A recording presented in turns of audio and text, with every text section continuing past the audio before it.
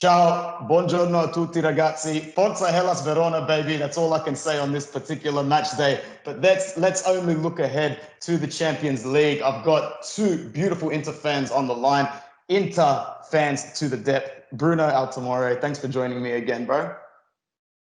Always a pleasure. Always a pleasure. Look, it was a good round of results. There's still one more game today. That is Milan Roma, and that can change the title race a lot. So still got one more game, but you know what? It's good to see that the Juventus is not as dominant as what they were last season. But don't get me wrong, I watched some of that game this morning, and they are phenomenal this season. And they're still going to be up there. So they can't write them off too soon. I think I speak for everybody when I think the big signing that Inter fans are going to rue missing out on is most likely Dejan Kulusevski. The guy's an absolute beast, and anywhere from midfield to the front three, he can work it. Jonathan, making his sort of match preview debut after giving a fair few good fan cams. Welcome to InterWorldwide officially, brother. Why don't you introduce yourself a little bit more and tell everybody how you became an Inter. Thank you, Ant. Thank you, Bruno. This is my first match preview with you guys. Been a massive fan of InterWorldwide for a long time. Bruno got me onto the channel a few years back, and I've never looked back since for anything Inter-related. What can I say? I probably hasn't been as long of a Inter supporter as some others out there. Kind of jumped on the bandwagon the year just before the treble. So I only had probably 1 or 2 years and then all the misery in between. So I've definitely missed those good days, but never looked back. And yeah, love this team, even though they do give us a headache and a few heart attacks in between, right? 100%. That just makes you a true fan, bro. You appreciate the wins. You do. Appreciate the wins a lot better when you've been through, some of our signings like Scoletto and stuff like that. So, you start to appreciate these games a lot more. That's right. 100% you do. Guys, what we really need to appreciate is the importance of the 3 points that we need to collect in a couple of days' time in the Champions League. After drawing 2-2 against Mönchengladbach in the first game, we go to the Ukraine. Tough destination to go to, a very hostile environment.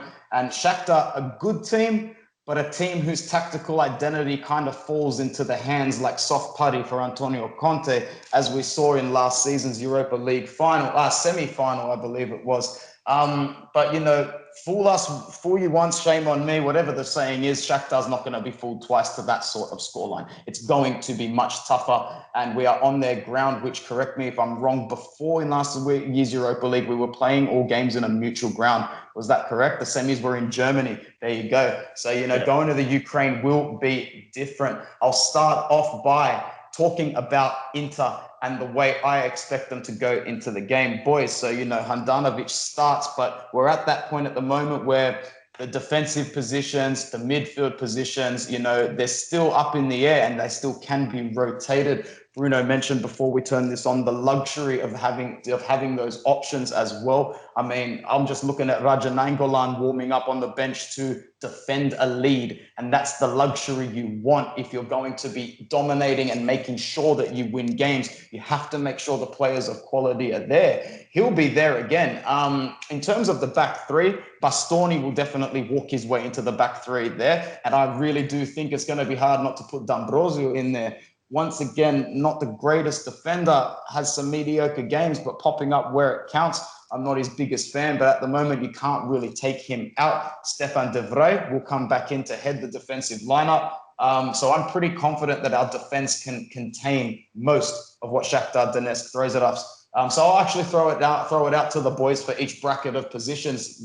Bruno, you first. Defense, mate, any changes there? What do you think defensively we do going into this game? I know you were happy that Ranocchia got some minutes on the weekend. Yeah. It was phenomenal. From a perspective of a fan, it was good to see that Conte isn't going with the same 11 every single game. And it was good to see De Vrij on the bench, especially with Conte knowing the importance of this fixture coming up. We beat them 5-0. But you know what? It was in an environment where COVID absolutely destroyed some teams and leagues, and playing at neutral ground. But this team didn't just come out and beat Real Madrid because they're terrible, and them beating Real Madrid put Inter in a position where this is an unlosable game in our eyes. We need to win this 150%. So going into the game, yeah, definitely Handanovic in goals. Bastoni should be up there. The Fry coming in fresh. D'Ambrosio got that goal on the weekend, which, you know what, when it comes to set pieces, he's always popping up, always there, and very very dangerous. Ranocchia was extremely vital on Sunday's fixture, where a lot of people say, oh, there was only one shot on goal for Genoa that whole game. Well, why? Because our defense shut it down. So overall, I think, yeah, the defense would be D'Ambrosio, De Vrij, and the Bastoni. Not sure what's happening with Skriniar at the moment. I cannot see Kolarov starting in our back three. Jono, what do you think? Do you see any changes in that front? No, pretty much to piggy on the back of what you both said. I don't see that back three changing to what we had as what you guys just said. Yeah, I think Skriniar just had a child last week. That's why he's been out. But other than that, I think you got to give the bloke some time having a newborn and that. But if he's not in the starting, taking over D'Ambrosio's spot, I'd say he might be on the bench. But maybe not even. He's not going to go to travel for this game if he's just got a newborn. So no, it wouldn't go any different to what you guys have just said. Fair enough. We'll stay on you, Jono, then, so you can soak up some of this airtime. Give us your midfield, bro. So it's definitely going to be the five. Start with the wing backs and then tell us who you'd have in the middle. Keeping in mind the bullshit false positive for Hakimi is completely wiped now, so you might as well start right there. Yeah, so definitely, he can't go past Hakimi. It was good that he got some minutes and that he did get a bit of game time there. Next, I would have Barella coming off the bench. So he's obviously got some minutes under his belt, and he just shows coming off the bench how vital he is to our team. Then I don't know. Do you have Brozovic sitting a bit deeper, or do you have Eriksen up top? I don't know. Personally, for me, I actually like Eriksen up top because I still think Brozovic is a bit how you going this year. So yeah, I'd go with Eriksen up top, and then next to him, I'd definitely have Vidal. It just shows what a vital piece he's been for us and why Conte wanted to get him so bad for our team. And look, what's the go of Ashley Young? Is he done? Is he? That's what I was going to say. If he's fit, he's got to start because Perisic next to Kolarov has been our worst player this season. And that bloke, his head is not in it at all, let alone go and play with us in the Champions League. He's probably going home and watching the Bayern game back going, fuck, I wish I was still there. But yes, excuse my language. What do you reckon, man? Ashley Young? Yeah, I'd go Ashley Young. If he's, I think I did see yesterday that he has passed his medical and all that. If he's match fit and ready to go, definitely throw him in. But you know what? I'm going to throw a little curveball in there. I actually didn't mind that little bit of cameo where Kolarov played a little bit there. Was it last week? Whatever. He's not a center. He came in as a replacement for Bastoni, but he showed he's not too bad on the left, a bit further up, and he's not as liable in defense, and we don't need to, rely on him for his defensive attributes and that. And man, he can put a ball on. He can put a pass on. So I don't know. That's what he's been good at his whole career. He's always been better going forward. Yeah, I don't see why we couldn't start him. He's got a lot of experience. I'll throw another name out there, or maybe actually no, Bruno will throw it out there. We're missing one name who's been in form since he started for us. Go for it, Big Bruns. I'm not sure who you're referring to there, but I am going to say, look, if we're starting Hakimi on one wing, we got to start Kolarov on the other. Only because Hakimi is very attacking minded, whereas Kolarov is more defensive minded. And with Perisic and Hakimi both on the wings, they're not dropping back, they're not defending, and they're not getting back in time. So if you're starting one, you start the other. Whereas if you're starting Perisic, you start Darmian. And I think the false positive of Hakimi worked in Inter's favour. You can't really say it cost us the game. It could have we could have gotten 3 points just as easily as we could have lost that game with Hakimi there. So you can't really judge what could have happened, but I just feel Darmian plays very well defensively and moving up the pitch, but he does drop back fairly quickly. And I just feel we need to find that balance where, all right, if both our wing backs are pushing up, who's going to be there to cover up? And it can't always be Vidal. Barella has to start. We cannot question whether he is on the bench or not. He has to start. I do like where Jonathan went with Eriksen. I prefer Eriksen up there just because, you know what, the more minutes he's getting, the better he's getting. But yeah, look. I love how, can I interrupt you for a second, bro? I love how all three of us have just ridden off Sensi again already. No. I haven't ridden off Sensi, but he wasn't on the pitch for the Genoa game. And I can't say Young, even if he is fit, he hasn't had any game time. And I can't say Conte chucking him on the pitch unless it's back end of the fixture itself. But yeah, you said, look, Kolarov's been one of our worst players all season, but he's been playing out of position all season as well. He's been in that centre-back role. He's not a centre-back. We saw, I think it was the ball to Hakimi very early on in the game. In one of our earlier Benevento. He just put it at Benevento, and he just put the ball right over the top, and it was pinpoint. And that's what he does as a wing back. That's what he can't do as a centre back. He's too slow and he doesn't have the freedom. We saw when Bastoni came on against Mönchengladbach and Kolarov shifted across to Perisic's position. It just changed the whole aspect and it just changed his gameplay. I'd love to see Sensi coming on, but I can't see it happening. He did have that muscle injury that kept him out of the Genoa game as well as the Mönchengladbach game, I believe. And he did cop that red card. So Genoa was the first game he could have come back for us, so he didn't. Brozo, depending on what Conte's going for in this game.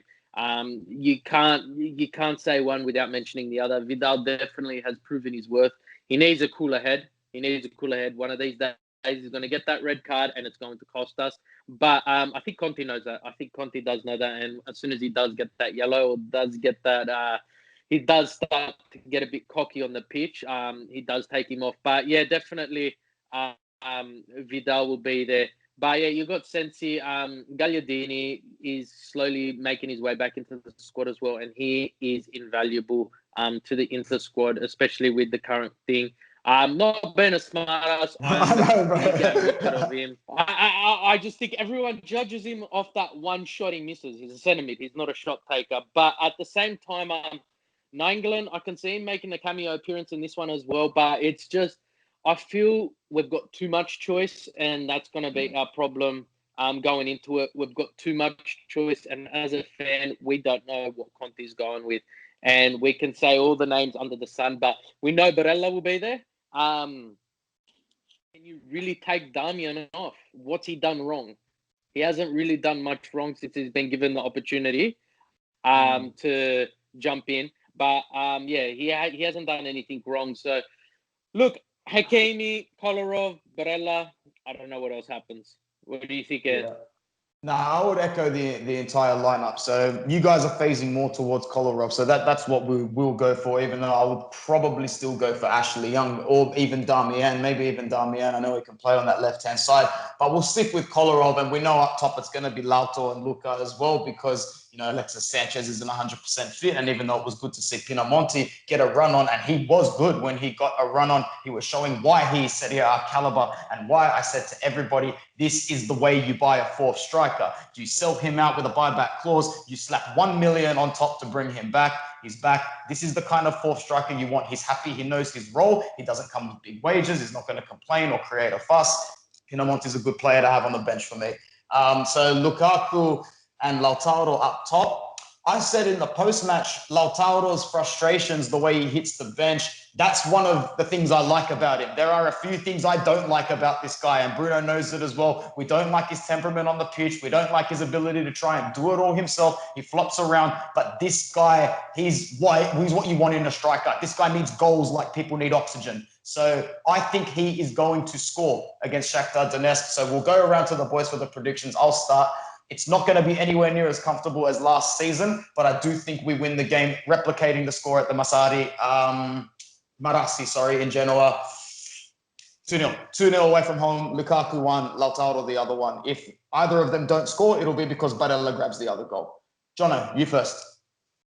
I'm going 3-1. Us for the win. I think I think Lukaku again. I do reckon Barella, and also I do think Lautaro. But I reckon will you watch us give away another stupid goal somewhere off the counter or something that will just make some mistake and they'll just go through us. And we just don't have our defense up to scratch as yet. But hopefully, come crunch time we will. But 3-1 for me. Cool. Bruno? Look, I agree with what you said about Lautaro, and we are very lucky he did not get a red card in that game against Genoa. And it's just his temperament and his frustrations. And he's young and immature, but he has the love for the badge. And you see that frustration when he gets taken off. He wants to be there. But look, it's going to be a struggle. I really do think it's going to be a struggle. The Ukraine is a very hostile place. The Serie A has removed all fans until the end of November. I think yesterday they recorded 20-odd thousand COVID cases. So they are taking extra precautions if the season does keep going. So if that is also the case in the Ukraine, it is a bit beneficial to Inter. In saying that, it's going to be hard. 2-1, 1-0. I just think it's going to be one of those frustrating games where, either very early goal and then we're sitting on the edge of our seats the entire time because we can't finish the game off, or we get that very late goal that, why didn't that come earlier? So, I can't not say Lukaku to score. He has scored in every game other than Lazio, I believe. Milan, I think. He scored against Milan. Lazio, you're right. Milan. He scored in every game other than the Milan, with a double against Benevento and a double against Mönchengladbach. This guy's form is carrying on, and it is scary how much we rely on him. But I can see him putting one in. It is a must-win game. Conte needs to do something. But we don't get three. If we get 1 point, it's not too bad. But if we come away with 0 points and Shakhtar's on 6, we're in big trouble. We are in very big trouble. And look, boys, I don't know about you, but I'm hoping Sevilla qualifies because that's our best chance of winning the Europa. I don't want anything to do with that tournament again, bro. If we lose this game, or if we lose this game, might as well throw the last 4 games, bro, because I don't want anything to do with that tournament. And I'm sure Conte and the ragazzi don't either. What's the time? Yeah, let's keep it at that for the match preview for Shakhtar Donetsk. But, don't stay away for too long, guys, because the content is not stopping on this channel. That is one thing's for sure. So thank you to my crew. Bruno, grazie. Thank you for having me. As always, it's always a pleasure. And Jono, thank you for making your match preview debut. You guys will be seeing a lot more of this gentleman soon. Thanks again, bro. Thank you very much. Good to see you. Take care. No worries. And from all of us here at InterWorldwide, Forza Hellas Verona. Inter. Ciao, ragazzi.